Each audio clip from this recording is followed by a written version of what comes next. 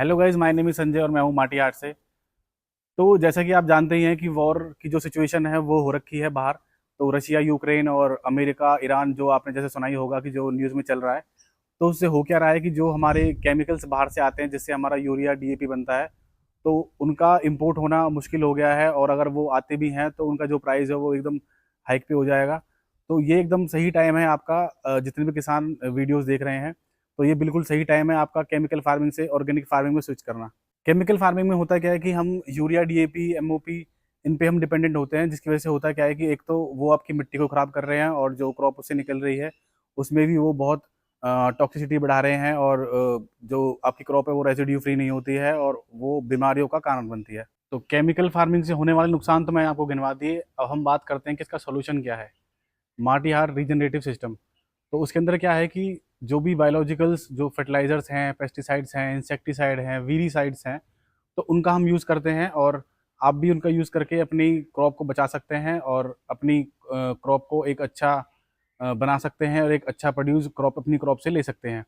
तो उसके अंदर क्या आता है, जैसे कि आपने फॉर एग्जांपल आपने अपना टमाटर का प्लांट लगाया, तो उसके अंदर आप डीएपी, यूरिया, एमओपी इनकी जगह पे आप वहाँ पे सोल्यूबलाइजिंग बैक्टीरियाज वहाँ पे यूज़ कर सकते हैं। नाइट्रोजन फिक्सेशन बैक्टीरियाज वहाँ पे यूज़ कर सकते हैं आप। लेग्यूम क्रॉप उससे पहले आप लगा के उसको पूरे खेत में आप उसको मिलवा के नाइट्रोजन वहाँ से ले सकते हैं, जिसके अंदर राइजोम्स और एजोटोबैक्टर्स जो हैं वो पाए जाते हैं और जो नाइट्रोजन फिक्सेशन का काम करते हैं। और जब हम बात करते हैं पेस्टिसाइड्स की, तो उसके अंदर भी आप बेनिफिशियल फंगस और बेनिफिशियल बैक्टीरिया ये सब यूज़ कर सकते हैं।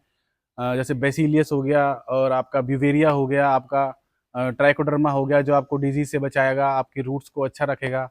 और आपका सुडोमोनास हो गया और आपका मेटाजियम हो गया जो आपको पेस्ट से बचाएगा। वर्टिसिलियम हो गया लकानी जो आपको पेस्ट से, इंसेक्ट से बचाएगा। तो ऐसे काफ़ी बेनिफिशियल फंगस हैं और बैक्टीरियाज हैं जो आपकी क्रॉप को बचा सकते हैं। और इनको यूज़ करके आप केमिकल यूज़ ना करके आप इनको यूज़ कर सकते हैं। और अ, जहाँ पे आप केमिकल यूज़ करके आप लोन लेके यूरिया डीएपी लेके आते हैं, वहीं पे आप beneficial fungus bio fertiliser use करके आप अपनी एक सस्टेनेबल फार्मिंग जो है वो चला सकते हैं। और जो आपकी जो कॉस्टिंग वहाँ पे आ रही है वो बहुत कम हो जाएगी। और जो जब कॉस्टिंग कम होगी तो जाहिर सी बात है कि जो आपका प्रॉफिट है वो इंक्रीज हो जाएगा। इसलिए आप खर्चा कम कीजिए और जो डिपेंडेंसी है एक बाहर के देशों से और या फिर किसी केमिकल शॉप से, उसको ज़ीरो कर दीजिए और आपका जो प्रॉफिट है वो ऑटोमेटिकली इंक्रीज हो जाएगा। Thank you.